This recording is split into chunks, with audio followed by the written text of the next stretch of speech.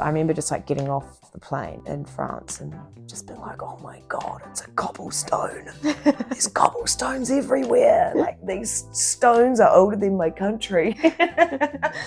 3, 2, 1. Action. Okay, hold on. Okay, this,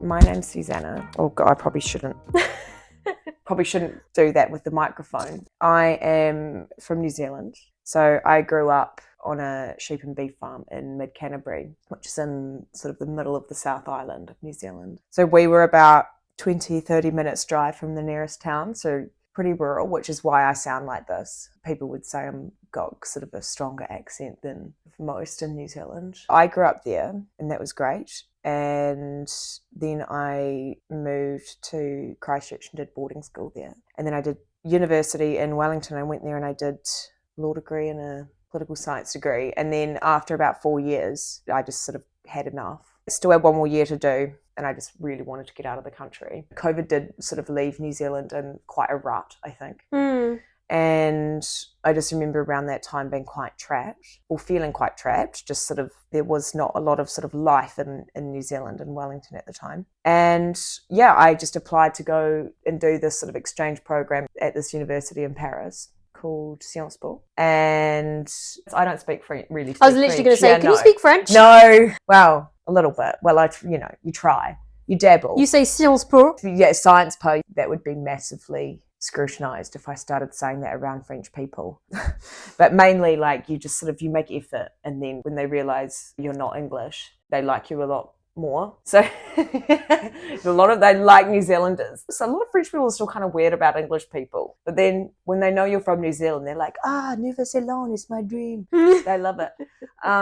So yeah, I went to this uni, did that for 8 months, loved it, and then just didn't want to go back to New Zealand. Just like, I can't go home. I had finished uni and I'd finished law school, and I'd also been in Paris and I'd started singing again. Singing? Yeah, so I've always sort of dabbled in music. I started doing like classical training in high school and everything, and then went to law school and it sort of dropped away. And then when I got back to Paris, I sort of was just like, oh gosh, this is awesome. The sort of artistic lifestyle, this is sort of whole thing of anything's possible. And I couldn't stay in Paris because I would need to go back to New Zealand to apply for my visa to then return. Right. But I didn't have any money. Like, I'd literally got down to singing and playing guitar with my flatmate out on the street. We were really trying to sort of not ask our parents for money at this point. So you resorted to busking? Yeah, we did that. Yeah.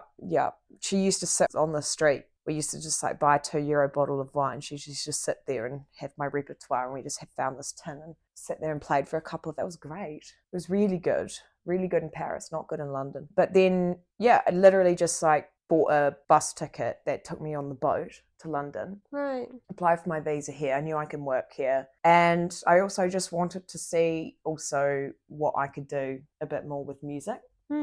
London's where I ended up. I had family members here. So it sort of did just make sense to come here. And then I've been here for coming up 3 years. So you came here to kind of more or less pursue a music career, or did you just feel... I don't know, because I obviously knew that there's a degree of idealism in that, of course, but I was like young enough and I knew I would still obviously have to do a real job. Probably shouldn't say that. I'd have to do a day job as well. But I just sort of had been in Paris and I'd sort of felt, well, I don't know if actually the corporate structure or the structure of the way law is actually going to suit me.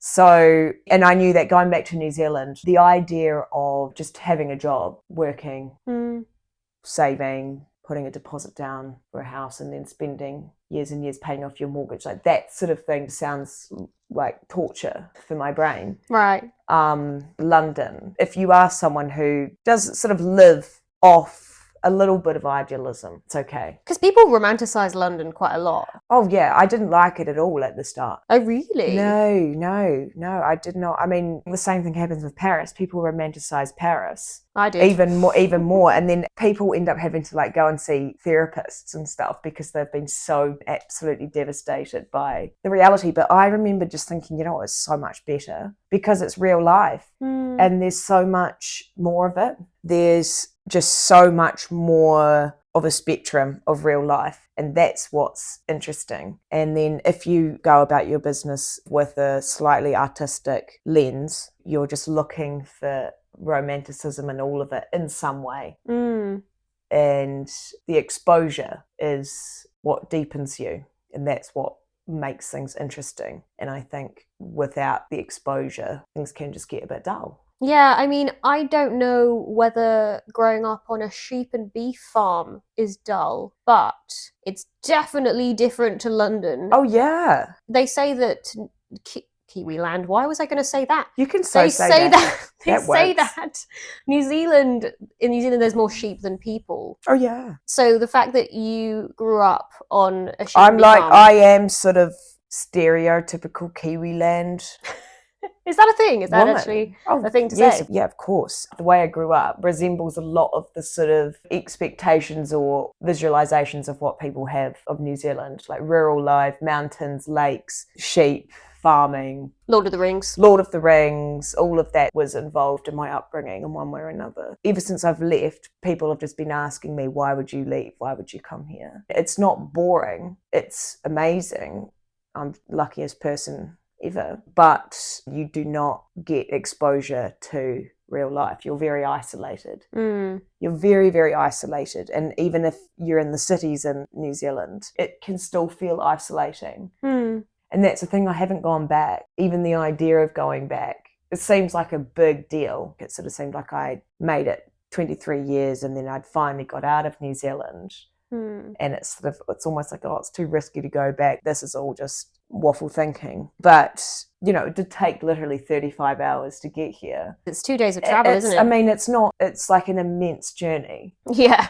It's massive. And I'd never been further than Australia in my life. So I remember just like getting off the plane in France and just being like, oh my God, it's a cobblestone. There's cobblestones everywhere. Like these stones are older than my country. That's so true. Yeah. What do you think in terms of just key aspects of New Zealand? What are a few things that stand out to you as vastly different to London? Well, where I grew up, obviously the landscape, even in the cities, the density is different.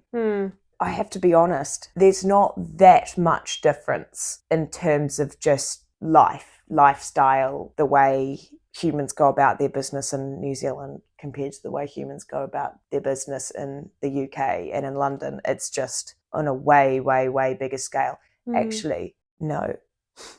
I did just think of something because a good friend of mine from university was visiting yesterday. I went to see her yesterday and she's visiting from New Zealand and she's been travelling around. And I caught up with her in Camden yesterday and we were both talking. Well, she mentioned it to me and I remember thinking it when I got here as well. You just realise how little cultural diversity there is in New Zealand. Right. And that's not to say that people are uncultured or that it's like a horrible racist place. For the most part, not. But there's just so many cultures here. You don't actually see that many people of colour in New Zealand. My sister lives in Christchurch, and when I lived in Brixton, she said exactly that. She was like, I hadn't seen a black person in so long.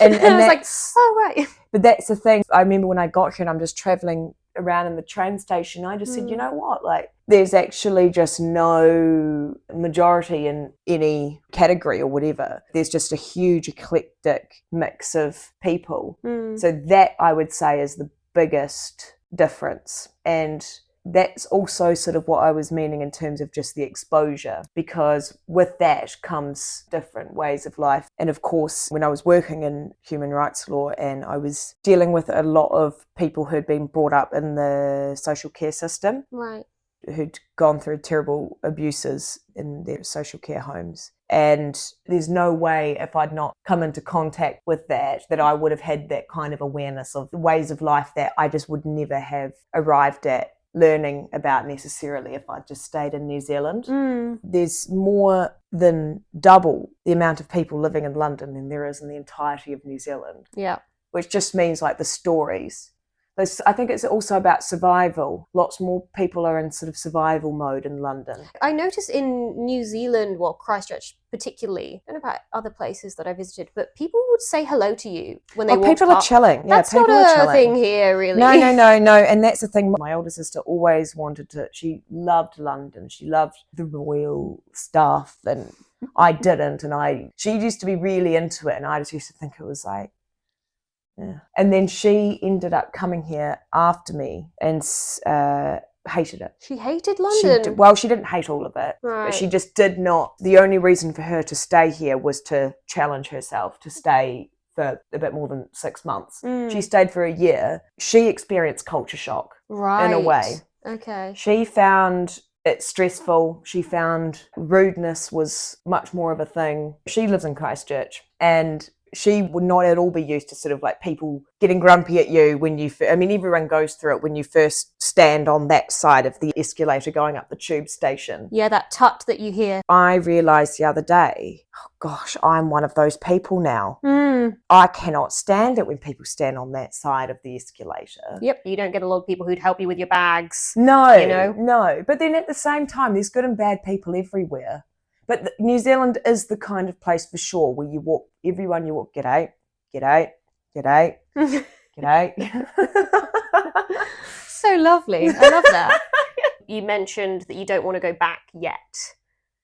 Is that still the case? Well, I'm coming up to the end of my visa, which will expire in February, and I will need to go back to visit my family eventually, but I would like to come back. But the one thing that is really, it's just a massive headache is just the immigration around it all. Like just even as a New Zealander, it's sort of this headache navigating your way into even just being able to be here for a couple of years, which to a lot of New Zealanders I think is a little bit bizarre, because we did fight in UK wars and that sort of thing. And it would be nice if we could sort of be here a bit more freely. Yeah, because you're part of the Commonwealth as well. I would have thought that had something we are still a constitutional monarchy, so technically the monarch is head of our state. And it would be nice to be able to kind of be here a bit more freely.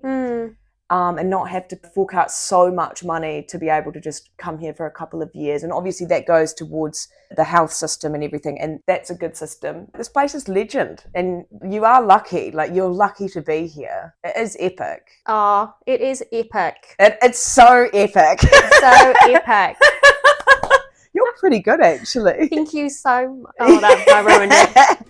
This has been Sam and Susannah, who would like to encourage Keir Starmer to think about visa regulations and restrictions for New Zealanders and Australians living in the UK. Some of us would like to stay a little bit longer. That would be nice. If you like this video and Susannah and you want her to stay, I think that's where you say subscribe to the subscribe the podcast, to the channel. And yeah, I'm being very British because I'm like, yes, awkward. Like, you don't have to, but I'd like it. Thanks. This is where British people need to be a little bit more American and just be like, subscribe to my channel because I'm going to be something one day. If you believe in me, subscribe and leave a comment and enjoy the rest of your day. Bye.